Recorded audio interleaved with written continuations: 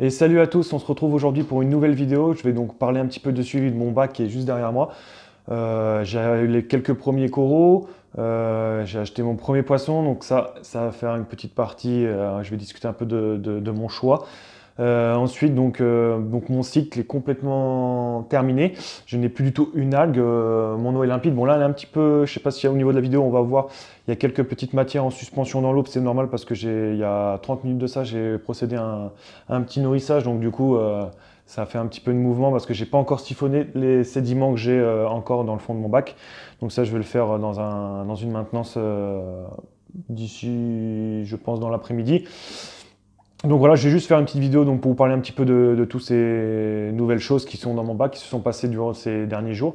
Donc du coup, pour commencer d'abord, donc je vais vous parler d'abord de mon choix de poisson.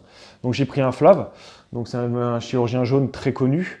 Euh, Beaucoup diront, donc moi je rappelle, donc j'ai un 260 litres Osaka brut, diront ah c'est trop petit, il va pas se plaire, etc. Je savais que ça allait faire entre guillemets une polémique. Moi, tout ce que je fais, c'est pas des leçons. Je vous fais juste partager un peu donc mes expériences et mon quotidien. C'est c'est un choix personnel. Pourquoi? Parce que déjà, ça va être un bac vraiment basé vraiment sur les coraux. J'ai envie de me faire plaisir sur les coraux principalement. Il va y avoir quelques petits poissons bien sûr, mais vraiment le flav, ça sera vraiment le poisson vraiment phare de l'aquarium et il sera pratiquement tout seul. Et voilà, je pense juste rajouter un petit couple de clowns et un labre, quoi. Mais vraiment, j'ai envie de me baser sur, me faire plaisir sur les coraux, donc c'est pour ça que j'ai pris ce poisson. Et je sais que ça va faire polémique parce qu'il y en a qui vont me dire c'est trop petit, d'autres qui oui c'est bon, moi j'en ai. Il y a beaucoup de personnes qui le maintiennent dans un volume de 250 litres. Je ne parle pas mini inférieur à ce litre parce que ça serait. Mais il y en a. Maintenant, c'est sûr que tout poisson, toute espèce, plus c'est grand, mieux c'est. Et je pense que je suis un petit peu en dessous peut-être du seuil minimum qu'il faudrait pour ce poisson. Maintenant, comme je disais, et beaucoup de personnes le disent aussi, moi, c'est mon bac Osaka, donc je fais beaucoup de bricolage dessus parce que c'était un bac en eau douce avant. Donc mon but, moi, aujourd'hui, c'est par exemple, j'espère garder ce bac au moins 2 ans, je pense. C'est vraiment un bac pour me faire la main et tout ça, parce que je le rappelle, je suis débutant donc, dans l'eau de mer. Donc j'étais souvent, enfin c'est pas souvent, j'ai fait des années de l'eau douce, donc je connais un petit peu l'aquariophilie. Maintenant l'eau de mer c'est différent, il y a quelques paramètres qui changent. Donc c'est pour ça que ça va être plus ce bac-là va me faire un peu la main sur un projet futur. C'est vraiment, je veux minimum au moins un 500 litres, donc je pense qu'après il sera bien dans un 500 litres. Et puis vraiment, je veux vraiment garder l'esprit coraux. Bien sûr qu'il y aura des poissons parce que c'est un écosystème, il faut que tout le monde a son rôle à jouer. Mais le but, voilà, c'est qu'aujourd'hui je fasse bien la main sur ce bac-là, voir tous les contraintes que j'ai pu rencontrer, les petits problèmes que j'ai pu rencontrer, le faire partager avec vous. Et en aucun cas, c'est des leçons, c'est juste, je vous fais partager mon expérience. Donc voilà pour le flav.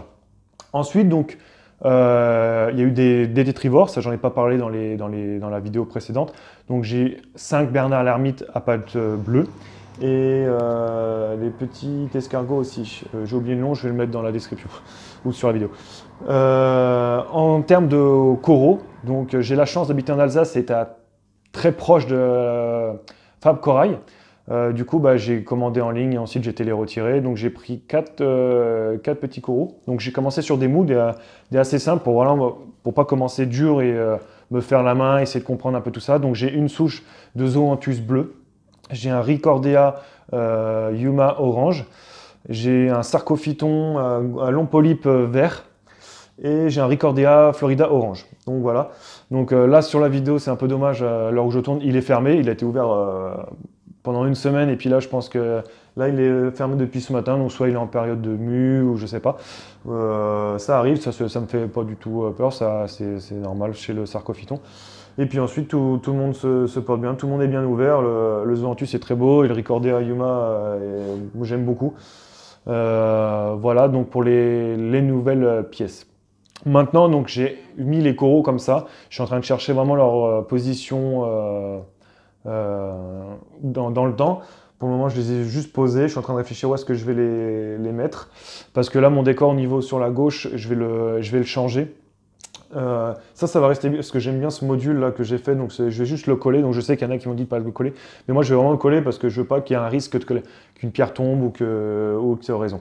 Et ensuite ici, là, je vais faire un truc un peu plus agréable, un peu plus aéré et essayer de monter un peu plus en hauteur. Donc ça, on verra dans une vidéo, dans une autre vidéo pour un petit peu refaire un peu l'aquascape. Ensuite, mes paramètres de l'eau sont nickel. J'ai rien à dire là-dessus. J'ai fait donc un gros nettoyage pour enlever on va dire les algues mortes, etc. Mais bon, les escargots et tout, Bernard l'ermite et puis le flav vont vraiment faire le job. Et j'ai une eau très limpide. J'ai plus de film gras à la surface. L'écumeur, il fait un bon job. Donc voilà, quoi dire que pour le moment, je serre les doigts, mais je croise les doigts, pardon. Tout se passe très bien pour moi. Donc voilà, c'était juste une petite vidéo donc pour vous expliquer un peu ce que j'avais. Je ferai d'autres vidéos pour expliquer un peu plus en détail chaque espèce. Voilà les amis, donc cette vidéo touche à sa fin. Donc c'était juste un petit suivi pour vous parler un petit peu de tout ça, mes changements et ce que j'ai pu faire. J'espère que ça vous aura plu. Donc n'oubliez pas le petit pouce bleu pour vous dire que vous avez aimé la vidéo, à la partager si vous en avez envie. Toujours pour me soutenir, un petit commentaire. Et si vous n'êtes pas abonné, de vous abonner. On est de plus en plus, donc j'espère atteindre les 1000 abonnés pour l'année de la chaîne Aquajo. Ça serait super, donc à vous de jouer maintenant, la balle est dans votre camp. Et puis on se retrouve de toute façon très rapidement pour une nouvelle vidéo pour voir tout ça ensemble.